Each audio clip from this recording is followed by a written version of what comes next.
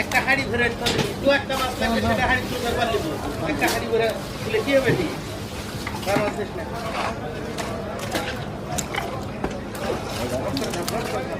স্বাধীন ধরি পলিথিন পাঠাবে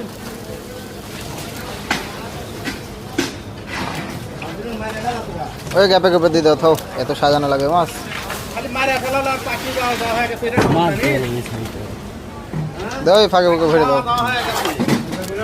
ওগুলো না বরফ খাই নেবে বেশি 2 মিনিট কাকুন থাকা পারবে না খালি ঘুম ঘুম আর পাখি কি একটা ঘুমায় না বলে